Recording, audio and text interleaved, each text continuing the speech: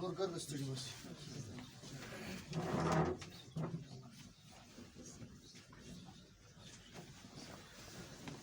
اجازه ده خبره بخلاص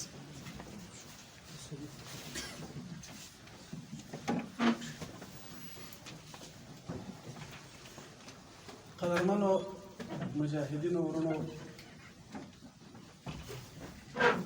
د افغانستان د علماو د مجاهدینو د سپېڅلو شهداو او د ټولو ارماندونو اخري هغه څوک چې ارماندونه یې ورپورې تړلي جناب نوري صاحب هغه راغی تشریف فرما ده د هغه په اجازه خپل خبر ختموم.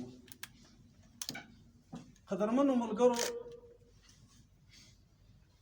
موږ او تاسې دا موضوع تر هغه حده ورسوله تر څو چې خپل هدف لاسته راشي.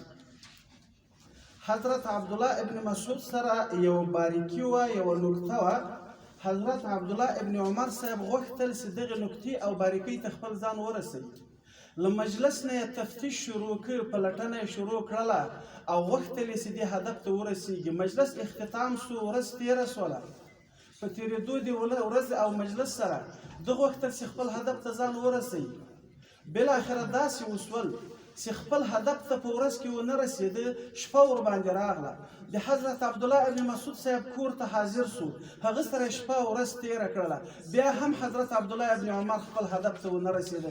بیا یې سهار پوښتنه ترې وکړه چې عبدالله ابن مسعوده هغه نکته څه شي ده چې ته سبب د دې ګرځېدلی چې جنت ته پې لاړ شې؟ پیغمبر علیه الصلاة والسلام موږ ته خبر وکړله. هغه نکته او باریکي څه ده چې ته واجب الجنت پې ګرځېدلی او په دنیا کې تا ته جنت زیری درکړل سو. له هغه نه وروسته حضرت عبدالله ابن مسعود صاحب ورته وفرمایل چې زه که حسنات کوم بالمقابل د سیئاتو له بد اعمالو نه ځان ساتم. سره له دې چې صحابه کرام څوک رضی الله عنهم ورضوا عنه، دوی له الله راضي وو، الله له دوی نه راضي وو.